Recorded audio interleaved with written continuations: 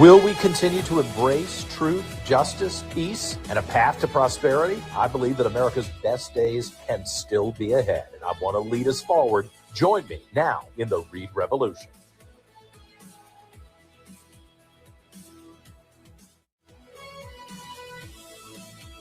Tuesday morning, the Reid Revolution. Really glad that you are up with us today. And whenever you're listening to the program, we watch live 10 o'clock on the East Coast, or as so many people apparently are doing, downloading this podcast. You can listen to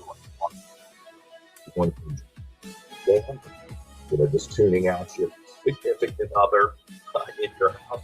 Whatever your lifestyle is, you can listen to the program anytime on Apple Podcasts and Spotify. Of course, the show lives forever on Facebook and X, Twitter, and a lot of other social media platforms. So really glad that you were with us. Hope you'll follow on a regular basis. One of the good things for me is I can do the program wherever I am around the world, and I intend to do that.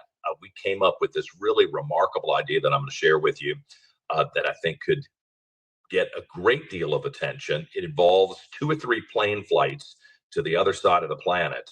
But I think it would be pretty remarkable, especially right now, if I can pull this off. So I'll tell you about that probably next week when I get more information about whether the U.S. government will be supportive of this effort, because I think I probably need some help from them to make that work. Figured it out yet? I'll tell you. But listen, there's a lot going on. And if you are living a happy life and your kids are going to school and you are having wonderful weekends and the paycheck is fine for you, I am excited for you. I'm glad for you. This is the American dream that you wanted to live. You know, white, black, Latino, Asian, whoever you are, this is terrific. This is the type of society we want to live in, where people can pursue their own dreams and there's not a lot of drama constantly.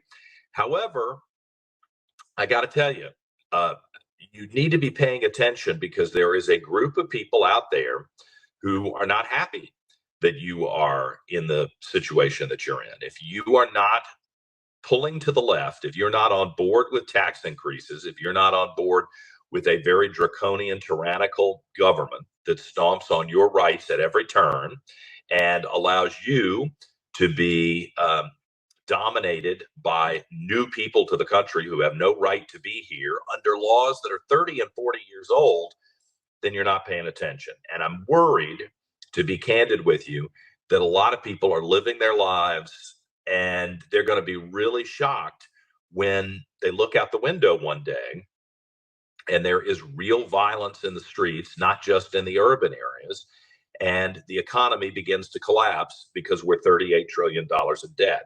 I mean, we're living the party right now, and that is going to come to a conclusion.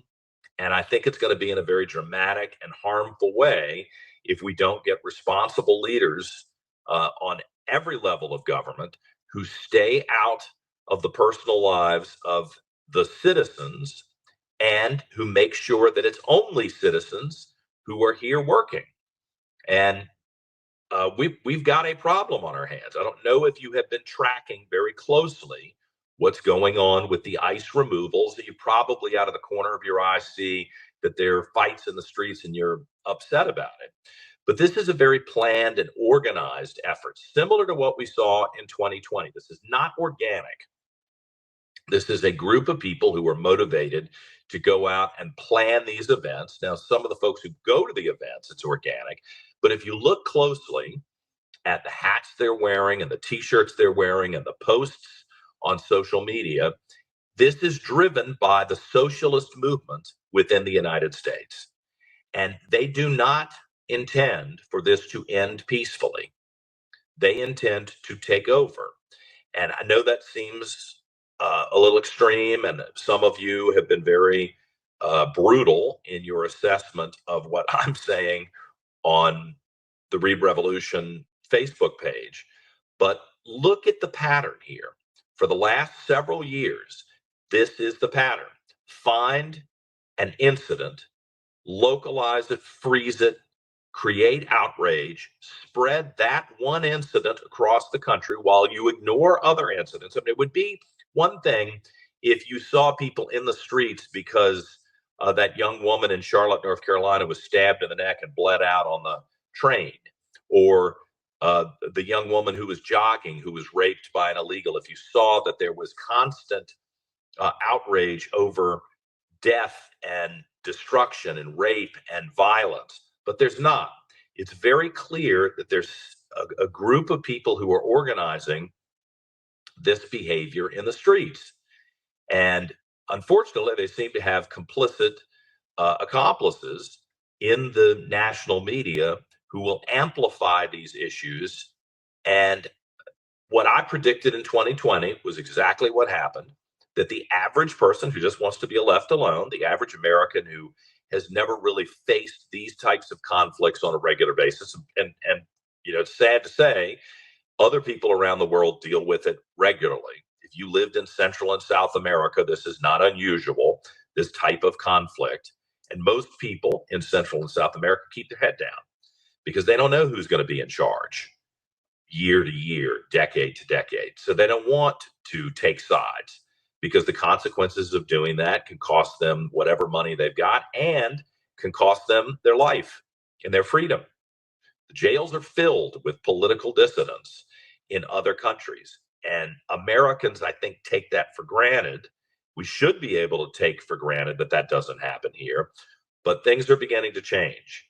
If you're watching closely, you're hearing more and more leftists talking about incarceration, not of people who committed a crime, but of people who dare stand up against them. And they are pretending that that action is a crime, even as they have broken the law in the past, even as they're in the streets saying that they're peacefully protesting, but then assaulting and attacking both police officers and activists from the other side. I don't know if you saw this.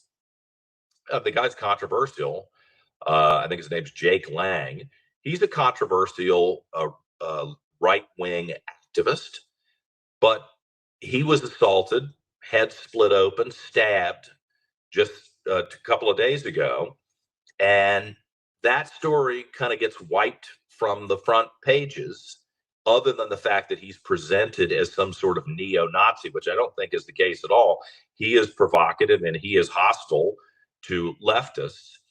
But there's something very odd going on when that story doesn't get widespread coverage of that kind of mob attack of an individual. And yet we're seeing mobs attacking police officers all across the country, and that becomes the new norm. And the national media validates it and gives it a seal of approval as if it is some sort of legitimate resistance movement. It's not legitimate, and it's not a resistance movement. It's a tyrannical takeover movement, and you need to be alarmed by it, and you need to hold the line.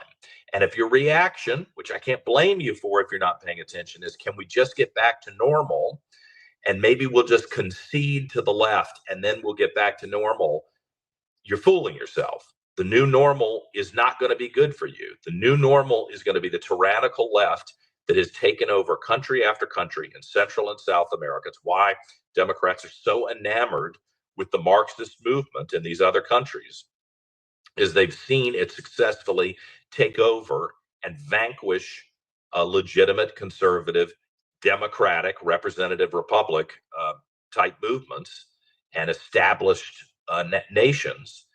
The end result seems to always be awful. I don't know that anybody can point to any of these countries, whether it's Argentina or Venezuela or El Salvador is coming back. Argentina is coming back, but it's because they've rejected the leftists after losing decades of wealth and social peace. And I would hate for us to go through the same process. I've probably got 20, 30 years left in my life. That 20 or 30 years is going to be the period of time where we see the decline of the United States and the decline of Virginia if we do not take action now to stop the leftward march. You can think whatever you want to think. You can live however you want to live. I'll certainly defend your rights, but I'm not going to do it at the expense of my rights. I'm not going to do it where I have to give money to you to finance your dreams while I am working every day and you're not. That's not going to be acceptable. I'm not going to subjugate my beliefs and my rights as an actual US citizen to people who are not citizens, who have no right to be here in the first place. And after 20, 30, some would say 40 plus years of allowing illegals to be in the country, it is time for that dynamic to change without apology and, quite frankly, very aggressively. If you don't have a right to be here, you need to leave. Or you need to contact a lawyer and get your paperwork in order quickly, because the clock is ticking on you for you to leave. And I don't know how to be any more clear about it. This is something that Americans are going to have to deal with, and we don't need the influence of people outside of the country. Now, somebody who's lived and worked around the world, who did have to worry about visas, who did have to worry about the laws of other countries while I was a guest worker in other countries, this is not unreasonable. It is not unusual. It is a very correct attitude to have, that we don't allow other people to come in and unduly influence what's happening in our nation. The rest of the world gets it, and we have just been insulated and isolated enough where we haven't had to deal with it. I am concerned about a new attitude with leftist protesters. 2020 was bad, but at least at that point, they tried to cover up their violence. As I mentioned the other day, the strategy was always to have a peaceful protest for about an hour, usually led by one of the doltish ministers at one of the local churches, somebody who thought they were doing the right thing, who probably fantasized that they were Martin Luther King, but then to conclude the event a few hours later with violence in the streets. And there would always be this really false narrative that this was a peaceful protest, and they would show video from what happened at 6 p.m., but not video of what was happening at midnight. And I took note then, and I take note now, that if you go to some of the websites where there are videos and photographs of the people who were protesting, you will actually see admonitions from the protesters and their friends saying the media should never show their face, even when they have a mask on, because that could cause them problems. Now, in 2020, the media in Virginia, if they bothered to cover the late night incidents, because they don't staff the newsrooms the way they used to, if they bothered to cover them, if they bothered to take pictures, like in the Richmond Times-Dispatch, you would notice that a lot of those photographs were taken from behind, which was deliberately to shield the identity of the people who were wreaking havoc throughout Richmond. That was a deliberate action by journalists to shield and protect the rioters. It wasn't casual. You think that the normal attitude of a photographer or reporter is to stand behind the scene and not in front of it, to show somebody's silhouette and their back instead of their face and their actions? That was very deliberate. I called it out at the time. As a former journalist, I thought that was repulsive. It was taking sides and allowing violence and illegality to occur. And it was a deliberate attempt to allow that illegality to grow while still conveying a message to the suburbanites who didn't see it in real life. And it also often softens the blow of what's happening in the streets, to see the silhouette instead of to see the rage in the person's face, and to see the end consequence of their bad behavior in the streets. Well, that attitude within journalistic circles appears to be spreading, and I want to call it out. A lot of people will show you this video clip that we're about to show of the former anchor at CNN, Don Lemon, who is a gay guy. I knew Don at one point, not well, but knew him many decades ago when he was starting his journalistic career. And look, everybody who's got a podcast wants to get clicks and wants to get likes. That's how you make money. So I understand that. But if you're going to pretend to be a journalist, then you need to obey basic journalistic rules, which is you don't insert yourself into the story. You're covering the story. I worked with people in my time in journalism, photographers who would refuse to even touch one single piece of paper to reposition it so that you could get a clear shot of what the paper said. that was how diligent they were about not influencing the story.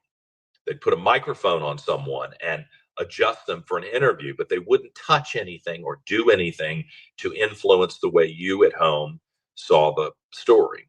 And some people think that's really picky, but I was impressed by it because to me it showed a commitment to not staging anything for the audience at home other than to do the interview and make sure you could see the person and hear the person during the interview. Now we've crossed into a different generation where someone like Don Lemon, who is not on the payroll, I don't think, of any journalism organization anymore, certainly not CNN. That doesn't make him a non-journalist. You could be a citizen journalist. You know, we talked to Julio Rosas and Andy No and a number of other really, I think, prominent and good citizen journalists who are out there. But inserting yourself into the story crosses a line. Take a look right now of this clip with Don Lemon, not just interviewing a pastor who has some sort of affiliation with ICE, but participating in the interruption of a church service in Minneapolis. And I would argue being very belligerent and harassing the pastor, not as a journalist, but as an activist. Take a look at this. I mean, this is unacceptable. It's shameful. It's shameful to interrupt a public gathering of Christians in worship. So, but there were folks who will say, I have to take care of my flock. okay, but listen, we live in there's a constitution in the First Amendment to freedom of speech and freedom to assemble and protest. We're here to worship. We're here to worship Jesus because that's the hope of these cities. That's the hope of the world is Jesus Christ. I want to be very respectful. Please don't push me, though. We're here to worship Jesus. Yes. That's why we're here. Yes. Okay, that's why we're here. Okay. That's what we're about. Do you think Jesus would be understanding we're about and love these folks? We're about spreading the love of Jesus. But did you try to talk to them as a no Christian? one is willing to talk. Okay. I have to take care of my church and my family, so I asked that you actually would also leave this building. You don't want us to unless you're here to worship. Unless you're here to worship. I'm always worship. I'm a Christian. We're here to worship. Yeah. We're here to worship. Okay. Thank you very much. I appreciate it. You know, look, there's a time and a place for an interview, and you can be confrontational in the interview. You don't have to be completely neutral and polite. You can ask pointed questions if that's what you want to do, assuming that the guest is willing to put up with it.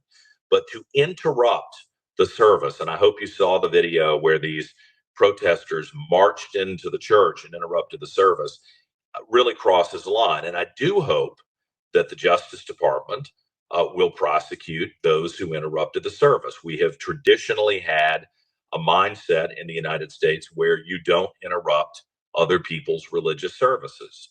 And I have said on a number of occasions, I don't think that law enforcement should be rounding up illegals inside the church during the church service. Now, I mean, it doesn't mean that you can just run back to the church and avoid all prosecution when you've committed a crime, whether you're an illegal or whether you're a citizen. I don't think that there's a sanctuary status for that.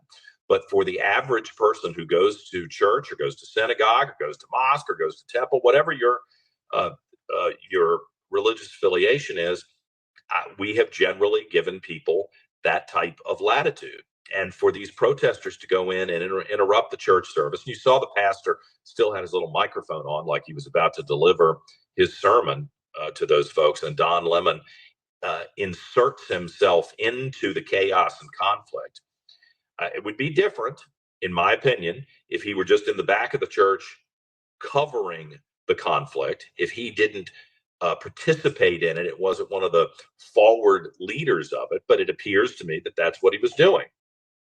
And, there should be consequences for that. And I think everybody who's a journalist, I was a journalist and had a very strong point of view on a personal level, but I think you've got to disconnect if you're actually going to cover the story, not be a commentator, which is my role now, but if you're going to cover the story and if you're going to claim the journalistic privilege which exists out there, then you got to discipline yourself not to tip the scales and not to be somebody who is a part of the riotous behavior. Why should you care about this? because this is going to spread all across the country. It's already revealed itself in some subtle ways in Richmond and elsewhere, but I think it's going to become more pronounced. And the journalistic privilege and the right to cover news and our constitutional protections are going to be much more difficult to manage if you don't have personal discipline amongst those who are out there covering the news. And I think we should throw that down right now. If I were still with the Society of Professional Journalists, it's called SPJ, I think this is an issue that the journalism community needs to address, or it's going to really, really cause problems going forward. Now, I am assuming that most people would like to get to a good place, right? You probably do too, because you're a decent person.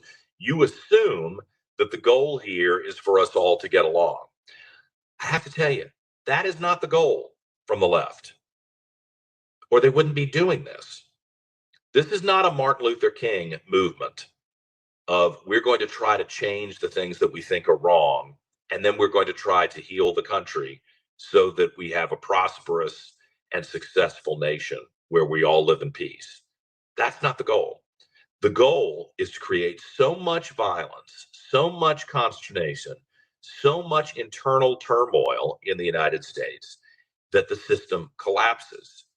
So it's a lose-lose for those of us who are desperately trying to find common ground. They're not going to allow us to have common ground. I didn't want to believe this years ago. I was hoping that this wasn't the case. But how much more do you need to see to recognize that the goal here isn't to get along? The goal here isn't to find common ground.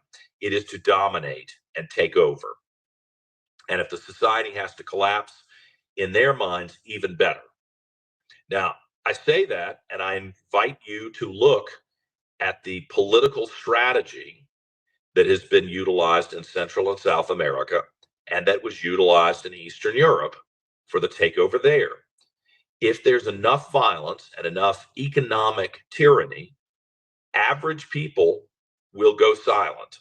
Average people who do not feel bold, who have kids, who have a business, who have some reason to be worried that everything they've worked for is about to be taken away, they will collapse into silence. And then the bad guys, whoever they are, will win. And I think that's what we're seeing here. And I want to be clear, it's one of the reasons that I left my job last year. One of the reasons I left my income and salary last year. One of the reasons that I worked every single day without taking a day off, despite the fact that people in my own party and in the Democrat Party were routinely attacking me, despite the fact that I had to go get a bulletproof vest to try to make sure that if I was physically attacked, maybe I would survive it. How many of you are willing to do that? Tell me. Any of those things. Any of them. You quit your job, you give up your income, you put your family in jeopardy, you get smeared and attacked, and you have to worry about getting a bullet in your head or in your chest. How many of you are going to do that? You might do it in the military, and hopefully we compensate you and make it worth the risk, a very real, horrible risk that you're taking.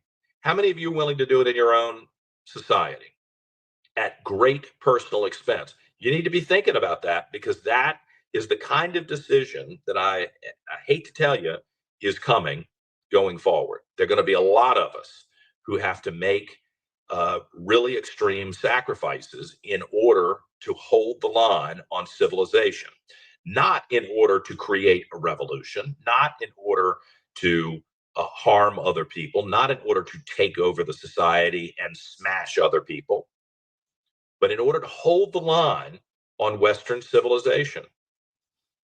And you need to be thinking what sacrifices you're willing to make, hopefully just financially and personally and in your comfort, and nothing beyond that.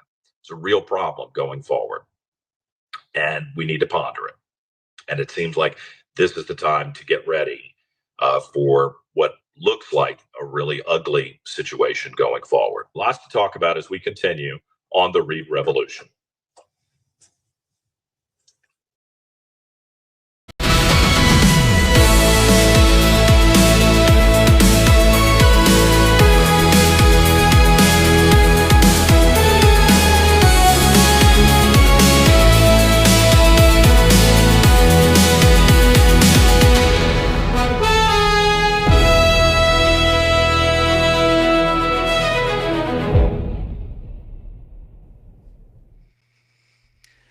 Well, gang, the fact that you're seeing and hearing me at this point in the show should tell you that something has gone wrong. Some might say profoundly wrong. In any event, we had some technical issues with John's feed, so I'm going to be taking over the show for this segment. It really isn't all that different from when we were on WRVA and we'd have technical difficulties. The only difference now is that you'll see how the sausage is made as opposed to not. And whenever I had to host for John, whenever I had to fill in for John, I was having to do my job and his job simultaneously. And I think you'll probably see that over the course of the next few minutes here. Sometimes I had to do Gary's job too. So I was doing 2.5 times my normal work. But in any event, the show must go on. Rosemary Jenks is a graduate of Harvard Law School and a member of the Virginia Bar. For the last 35 years or so now, she's been working on immigration-related issues. Currently, she is the policy director of the Immigration Accountability Project, which she also co-founded. And she is now our guest on today's Reid Revolution. Rosemary, thanks so much for being with us this morning. Thanks for having me on. It's a pleasure. So, all right, before we get into anything more substantive, I also went to law school myself. I got to ask, what was Harvard Law School like? A huge, gigantic waste of money. With a lot of debt and no intellectual benefits. I got to I went to, well, maybe I won't say where I went. People who know me know where I went. I don't mean to disparage the school, but I had a very similar reaction to my time in law school. Were you right leaning going in, or was that yeah, okay, so yeah, that explains half of this. Yeah, Yes. Yeah. Oh my. Well, okay, so I was talking to our mutual friend Dave Bratt last week, and he said you got to get Rosemary on the show. She's the best person you could talk to about anything related to immigration on Capitol Hill or really anywhere in the country. So I got to ask, you've been doing this for 35 years or so now. How did this become, as Steelers coach Chuck Noll might have said, your life's work? Fairly accidentally. I actually grew up, my mother was a lawful permanent resident from Australia. She immigrated here to marry my dad. And I never thought about immigration. You know, we used to make fun of her because she had a green card and it said she was an alien. So we thought that was hysterical when I was growing up. But I never really thought about immigration. And then I came to Washington, D.C. after college and fell into a job at the Center for Immigration Studies and had to learn everything there is to know about immigration policy. And I had to do a comparison study with other countries' immigration policies. And I just found it fascinating that the United States is so incredibly generous with our immigration policy, and yet we don't actually take into account how immigration impacts Americans. You know, we've never asked Americans, what kind of immigration policy do you want? What serves your interests? We just have special interests lobbying Congress to get more and more and more and more. And we've had 50 years of mass immigration, both legal and illegal. And now we have the largest foreign-born population at over 50 million that we have ever had in our history, including at the turn of the last century during the Great Wave. And we have the largest share of the population being foreign-born that we have ever had in our history.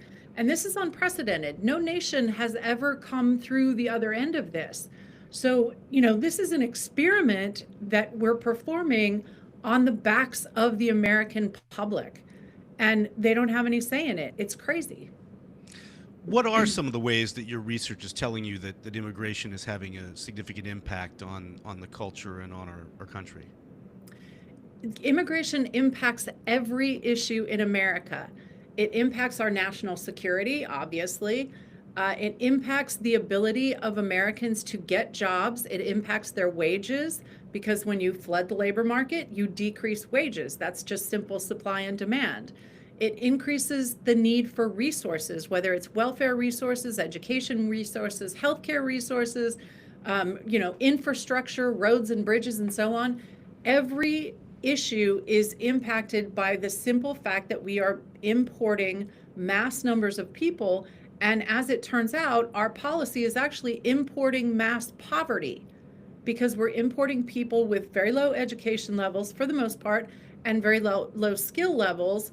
and oftentimes from cultures that don't put any, I mean, a lot of these people are coming from countries where the government doesn't hand out money to the population, right? You know, if you fall on hard times in Ethiopia, you're not getting a government handout. So they come Maybe we should here. try that sometime. Exactly. I mean, they come here and they see the government's giving out money and they say, Yeah. okay, I'll take it. How do I get more?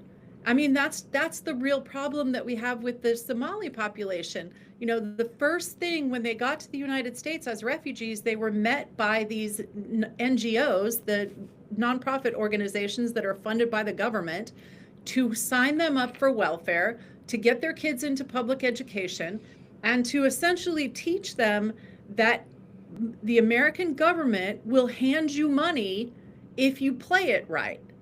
And so they played it. They played it to the tune of what now, $9 billion and growing. So, you know, we invited this Congress. I won't say we, I'll say Congress. Congress is totally to blame for our entire immigration system because the Constitution says that Congress has complete power over immigration to the United States. They did this based on demands from special interests, and it's got to change.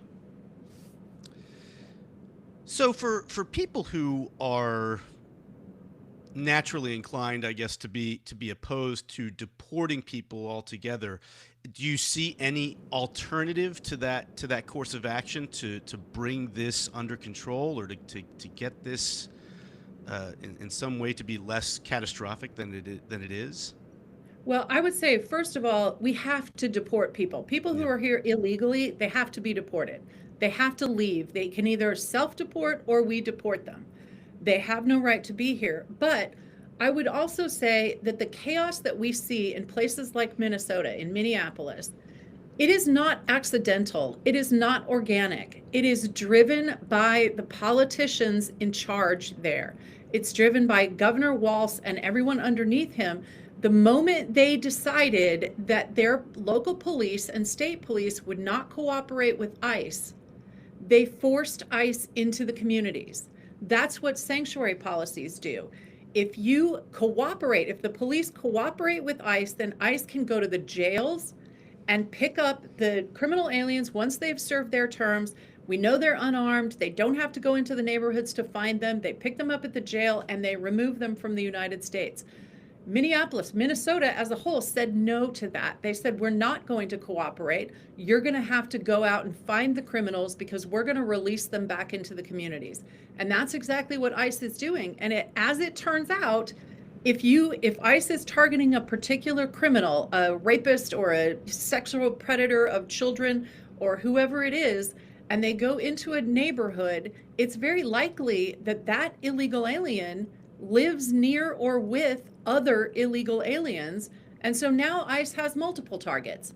And if they realize that there's a house full of illegal aliens, are they supposed to just leave the ones who don't have criminal records? No, they're going to take them all. So Minnesota has actually invited this. And by the way, Virginia's newly elected governor, Abigail Spanberger, just invited it as well by saying that she is not going to allow state and local police to cooperate with ICE. So she is inviting ICE raids in Virginia. Yeah, on that note, I wanted to play a clip from her inauguration this past Saturday when she addressed this topic. Get your reaction to it, if that's okay. Here's the clip. And in Virginia, our hard-working, law-abiding immigrant neighbors will know that when we say that we will focus on the security and safety of all of our neighbors, we mean them too.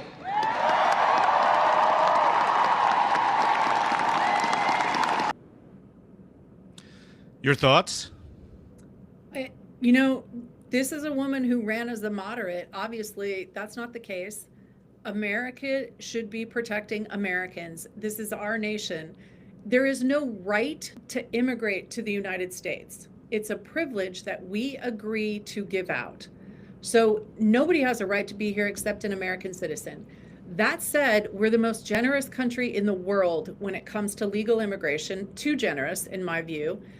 But she's talking about criminal aliens, people who broke the law to get here, and people who have committed other crimes since they came in illegally. And she wants to protect them.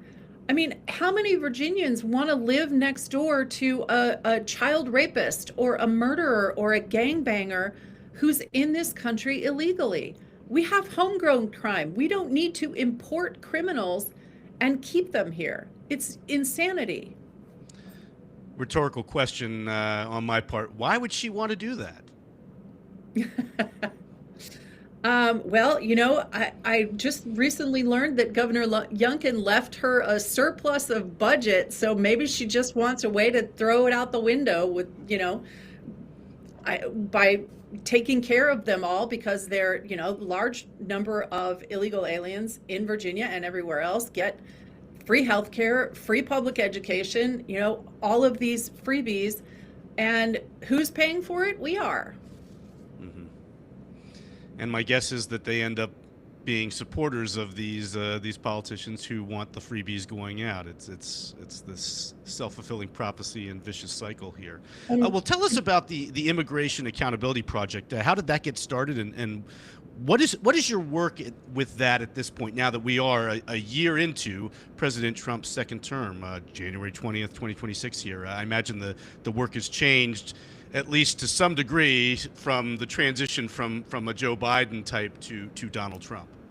Yes, we started the Immigration Accountability Project at the end of 2023. And, obviously we were focused primarily at that point on the border crisis and on stopping the Senate from passing the ridiculous, terrible Lankford bill that he negotiated with Alejandro Mayorkas that would have prevented President Trump from securing the border when he came in. We did that successfully. And since President Trump came in, obviously, he has made a miraculous difference in border security. I mean, our border has never been as secure as it is now. But the fact is that Congress needs to change the laws on immigration, and they have not done that. And, we haven't seen any signs that Congress is doing anything on immigration. And so, at least since the Lake and Riley Act. So, yeah, our focus is getting Congress to do their jobs and set an immigration policy that serves Americans' interests. And we actually have a ranking system for members of Congress at iapaction.com, where you can find out what your senators and your representative have done on the immigration issue, good, bad, and ugly. And it ranks them all in order and has them competing against each other to do the right thing at iapaction.com. And so that is our primary goal.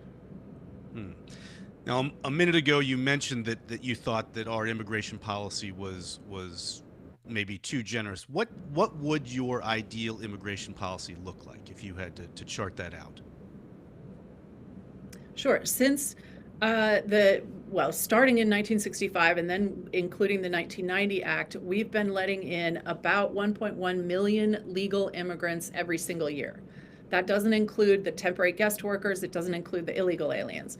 So what we would do is eliminate chain migration, first of all. So when you come here as an immigrant, you should not have a right to bring your extended family, all of your in-laws, your parents and their relatives.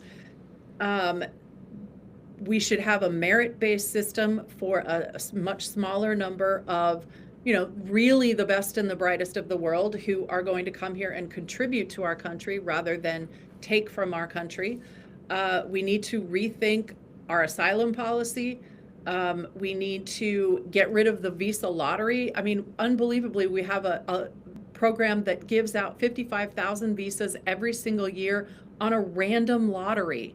And the only requirement is that you have a high school diploma or the equivalent. What's the equivalent of a high school diploma in, somewhere like Somalia, for example? Who knows? So we have crazy programs that are not in our interest, and they need to go. Well, I fully admit that I'm an idealist. And we talked a while back about the idea of not having all of these handouts waiting for people, not being a government that you could be on the dole from.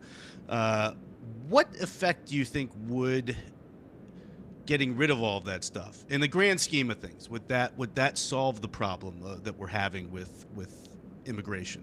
If people knew that if you come to the United States, you got to make it on your own. You got to figure out a way to chart your own path and make it work for yourself. Well, we certainly should do that. We should cut all non-citizens off all of our public assistance programs. But when you think about, what will happen if a legal immigrant has a health condition that requires emergency surgery, mm-hmm. Are we going to just let them die on the street? I doubt it. So we're going to end up paying some of those costs. Are we going to require them to pay for public education? We could.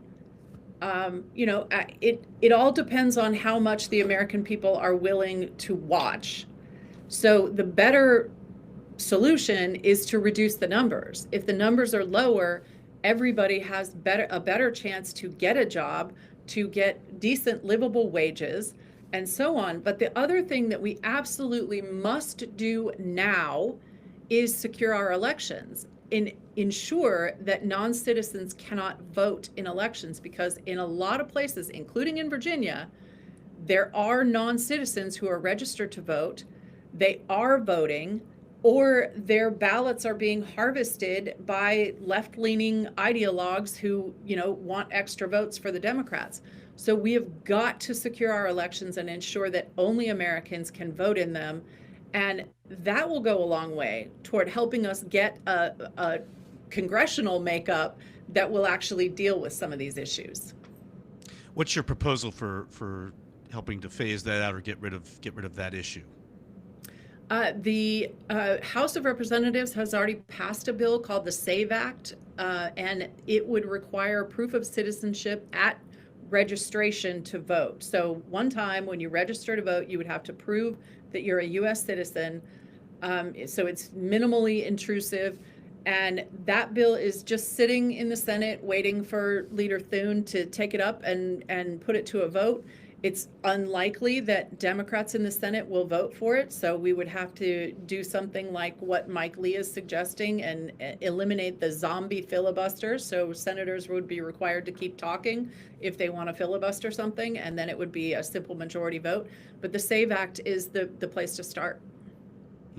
One last question before we end this. What is the track record of recent presidents with regard to deportation? How much were other presidents before Donald Trump deporting people to other countries? That's a great question. There's a lot of talk that President Obama was the deporter in chief, and that is only because they manipulated the numbers. So what President Obama did to get his deportation numbers high was to include not only deportations from the inside of the country, but also everyone they turned away at the border, they counted as a deportation. So, his numbers, when you look at what ICE is doing now in deporting people from inside the country, President Trump is far and away the best at the deportation figures. He's already deported more illegal aliens than Biden did in his entire 4 years. So, President Trump is taking it away. President Eisenhower probably is the last president who beat Donald Trump in deportations. Oh, wow.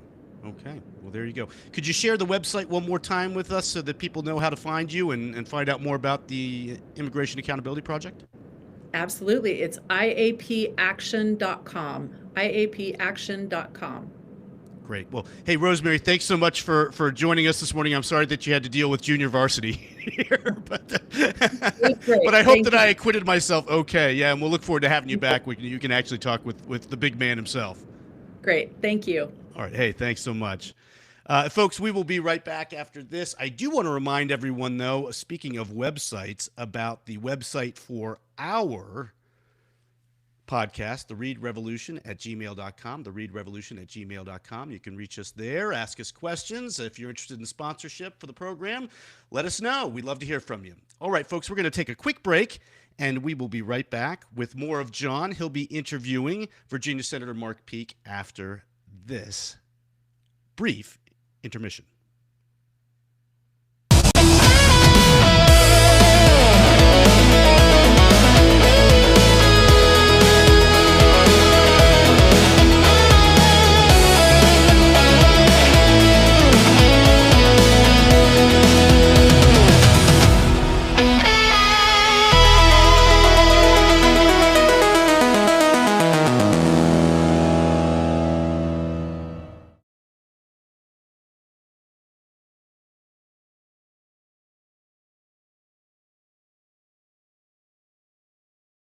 And welcome back to the Reid Revolution. I'm going to have to get a little better lighting than what I'm dealing with here. We're kind of learning the hard way how to make this remote stuff work. But producer Dan is back with me. How are you, sir? I'm well. Thanks for including me here. I hope that you're doing okay wherever you are. Yeah, we're not going to say.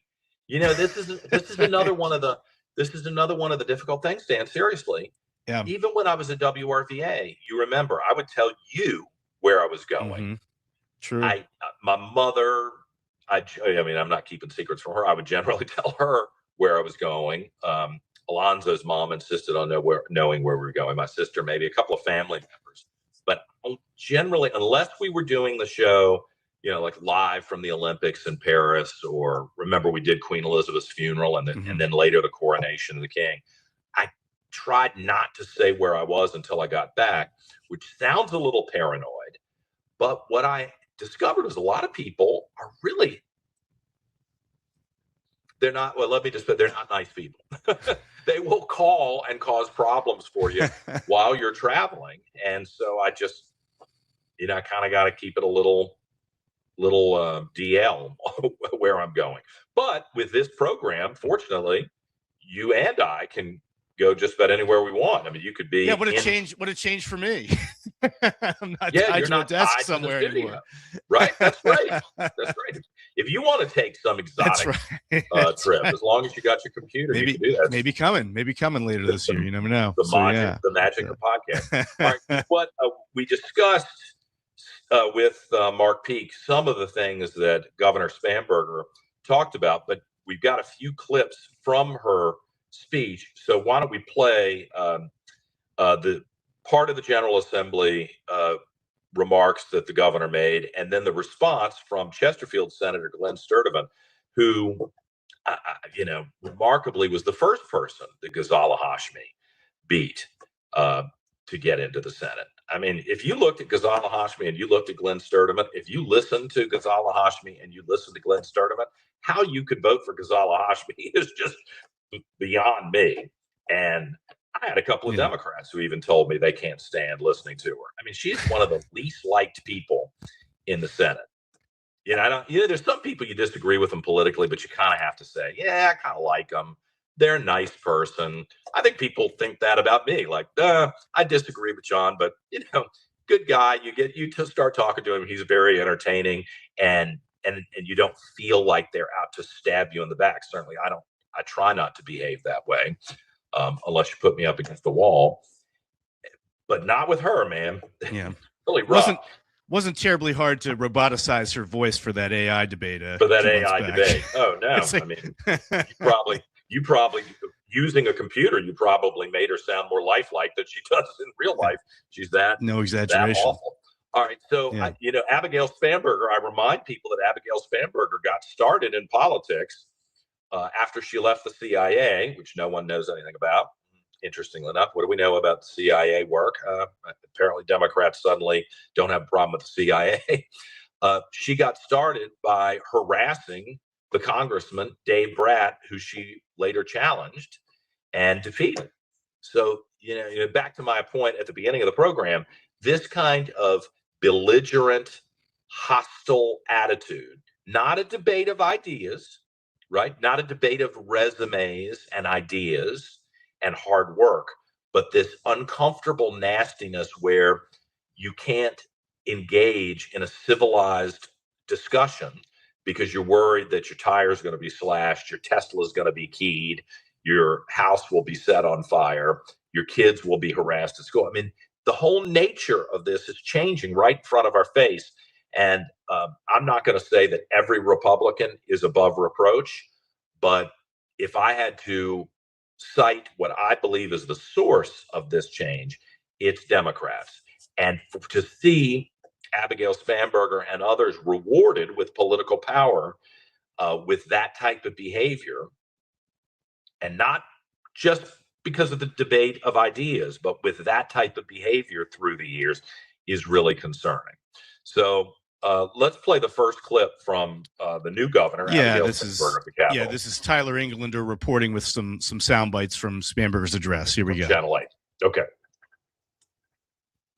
As we heard in her inaugural address on Saturday, Governor Abigail Spanberger once again bringing up the issue of affordability, saying to lower costs for Virginians, lawmakers need to do their part and send legislation on health care, housing, and energy to her desk. Just 2 days after taking the oath of office, Governor Abigail Spanberger is outlining her priorities to Virginia's General Assembly. Spanberger urging lawmakers to work together to pass her Affordable Virginia agenda. In November, Virginians from across the political spectrum united to build one of the broadest coalitions for change in a generation. They sent a loud and clear message that they want leaders who will work together to deliver results, and I intend to listen to them. That agenda, which she says works to reduce costs in housing, healthcare, and energy, includes proposals like reforming the prescription drug marketplace,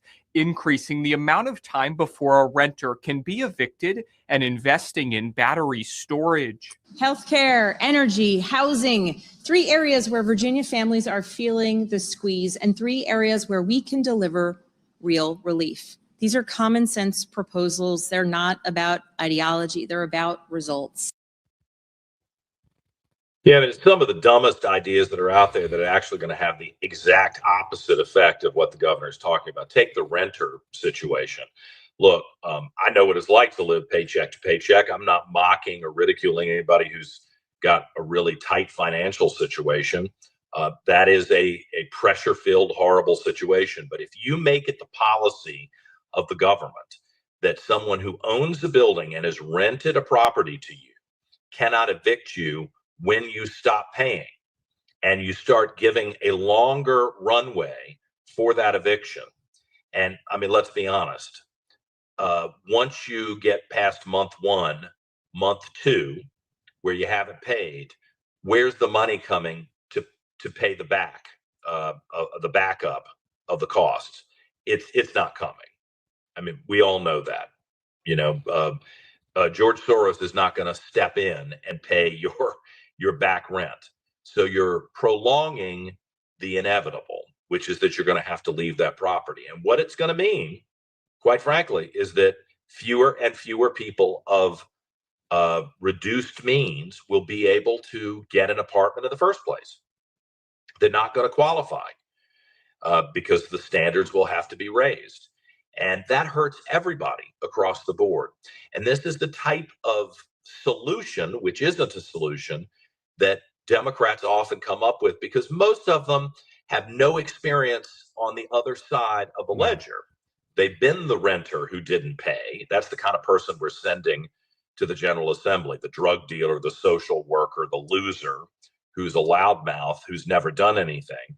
They've never been the person who owned the property, who also has to make a payment to the bank for the mortgage, right? So where does the person who has to make the payment to the bank for the mortgage find the money if the renter decides to stop paying?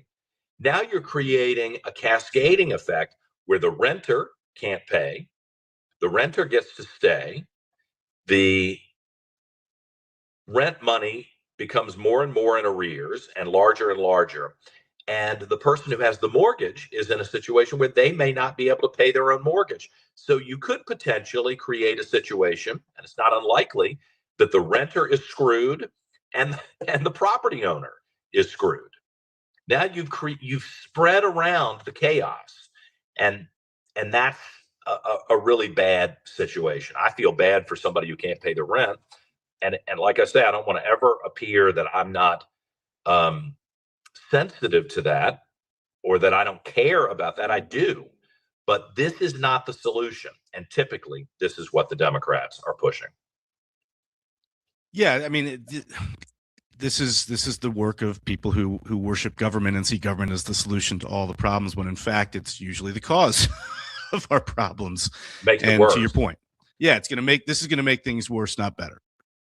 And I would ask, this obsession with government fixing healthcare.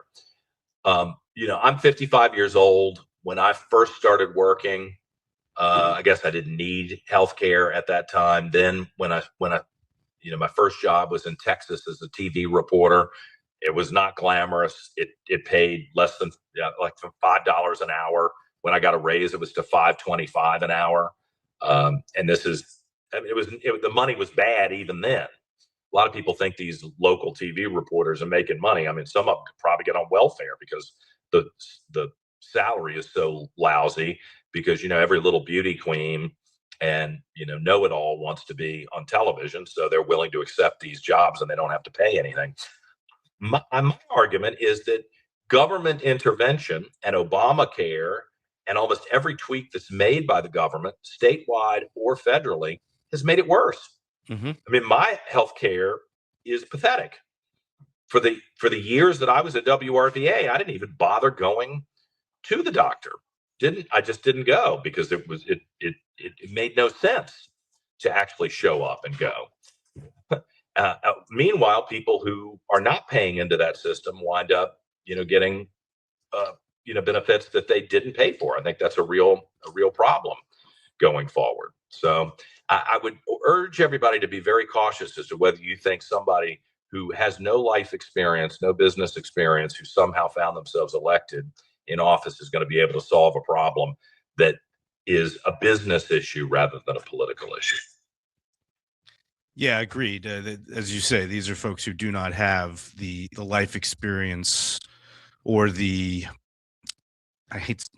just be honest, the competency to sort their way through these issues and to understand matters of economics. That sounds ugly, Dan. It sounds like you're being mean, but you're not being mean. To say competency, you should look at these people and say, what have you done in your life?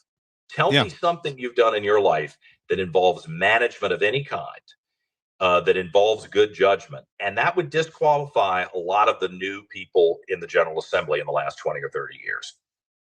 They haven't even been like a school principal. My dad was a school principal and people used to mock him. And I thought, he ran a school with 1,200 students, and that meant 2,400 parents in general, and a whole bunch of teachers and a custodial staff.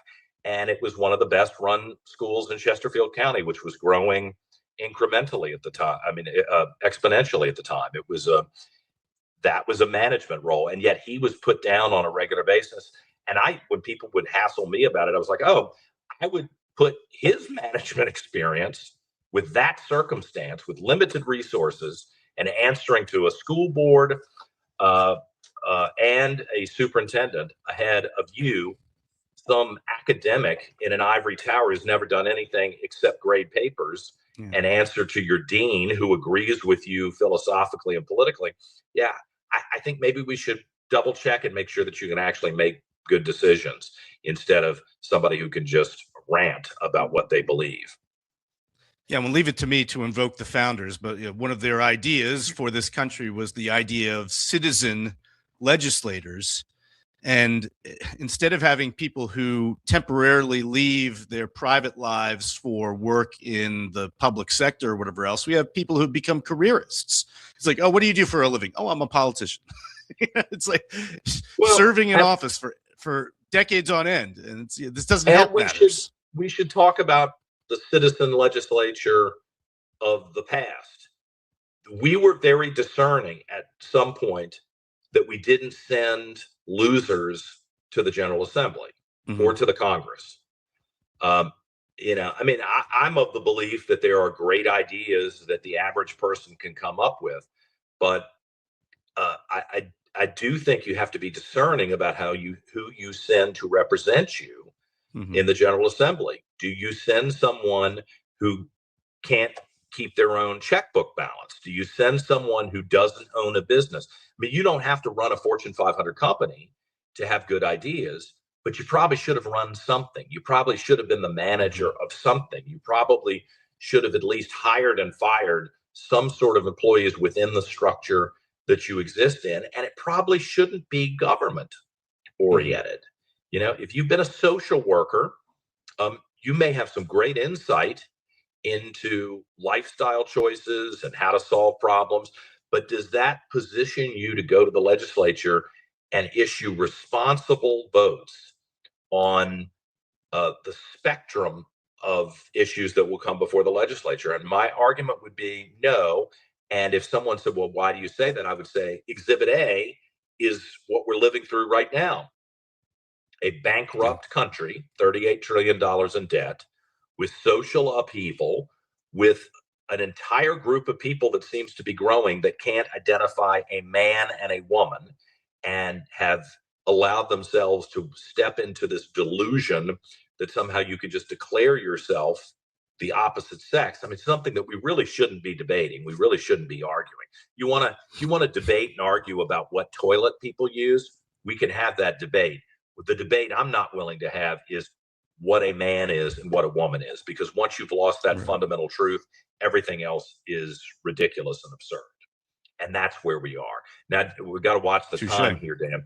So Glenn Sturdivant, the senator from Chesterfield, who I referenced earlier, who seems to be extremely popular within his caucus, was chosen to deliver the Republican address response to Abigail Spanberger, the governor's address yesterday. Let's hear a couple of clips from what Senator Sturdivant had to say. Virginians are clear about what you expect from us in Richmond. Affordability and results. We hear it every day. Families are struggling with grocery prices, power bills, and a cost of living that feels out of control. Inflation has gone down, but prices have not. So when Democrats talk about affordability, we measure it by one simple standard. Does it lower costs for Virginia families? That's the problem with what we heard tonight. The governor and Virginia Democrats may use the word affordability, but their actions tell a different story. On day one, Democrats chose to push through a partisan gerrymandering map that does not help one Virginia family pay for groceries, housing, or electricity. It's not an affordability plan. It's a power grab. Virginians want fair rules and honest representation, not politicians trying to rig the system to protect themselves and their buddies. Well, that was a good statement, and it's true. And everyone needs to sober up here. This has nothing to do with affordability.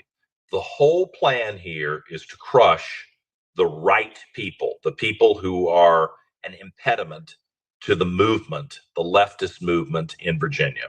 And so, you know, again, I feel bad about saying this, but if you were one of the people who couldn't be bothered to vote in November, you know, the 45 days of voting was just too much for you. You really couldn't find time in 45 days to go vote, or you just hate mail-in ballots so much that you couldn't bother to put it in the mail and hope that it got there. And then you didn't bother to show up and actually cast your vote. Or maybe you were one of the very judgmental people who didn't like Winsome for whatever reason, skin color, background, some of the things she said. I mean, I'm sorry that Winsome wasn't your perfect candidate. So you didn't want to vote for her, or you didn't like me because of the gay thing. I mean, you know, I don't think that's a liability, but okay. You know, if you're one of the burn in hell people, what am I supposed to say to you? You had a choice. A binary choice was the only choice you had, and a lot of people decided to stay home. Okay, well, now you're going to suffer because of that. Does that seem wise? Does that seem like divine inspiration and wisdom to allow your state to be overtaken by leftists and Islamists? I think, you know, I hope that you won't suffer, but I would predict that your children and grandchildren will suffer because you didn't engage here. Somebody should sober up really fast. I don't think it's me. I think it's you. And I hate to be harsh, but since other people don't want to say it, I'm going to say it. If you gave up your right to vote for whatever reason, last year and you have any grounding in conservative principles, you should be sweating it out right now thinking, oh my God, what did I do? What did I do? Like somebody who went out on a drunken binge and blew all their money at the casino in Las Vegas, or someone who got drunk and ran somebody over on the street, or someone who saw a crime happening down the street but then didn't choose to become involved, and now that person is dead. And it's between you and God. You know that you didn't help that person because you were too scared or you were too angry or you didn't like them. And now you have to answer, maybe not to anybody else, but to yourself and to your God, that's the situation you've put us all in. And I'm not going to be polite and allow everybody to pass on that. I think somebody needs to call the question. And as someone who made a lot of personal sacrifices that are, quite frankly, have been very damaging to me, financially and personally and reputationally, I'm so sorry. I'm not going to allow you just to sit there and not feel that guilt. You should feel the guilt, and I hope it will inspire you to actually do something about it going forward. That's going to make some people mad, but I don't care. Yeah. Just go. Well, No comment on that one, in fairness, your video broke up a little bit there, so I wasn't sure if you were done. Okay. But yes, no, it wasn't very. It was pretty short-sighted of these folks, I think, to do what they did last year. Short-sighted in the moment, and the long-term consequences are going to be devastating. How we dig out from this, at least 4 years, if we do, and then your only hope is that Republicans win the governorship, the lieutenant governor, the attorney general, the House, and the Senate, and then you got to have people who are actually bold enough to do something about it, right? I mean, you have to have leaders who are willing to take action. And I think in the past, we've had some people who didn't really want to be hyper aggressive. They wanted to make everyone happy. Well, if this is the response to trying to make people happy, a complete annihilation, then I would suggest that perhaps we have a little more edge to the actions we're taking. So, well, look, we've spent a lot of time talking this morning, Dan. Did you have anything else you wanted to add before we go? No, I think that just about covers it. I think we'll save it for tomorrow. Okay. Well, we will be back. Now, make sure you're following us. Apple Podcasts, Spotify. When I get back next week, I'll show you how you can actually sign up for the podcast version and how you can have this pushed to your phone so that you can hear it wherever you are. But I hope you'll give us a big thumbs up and a big like if you're following us on social media. That is always very helpful. And tell your friends to listen on a daily basis to the Reid Revolution. Appreciate you being with us, and we'll see you again tomorrow. Thanks, producer Dan. Bye-bye.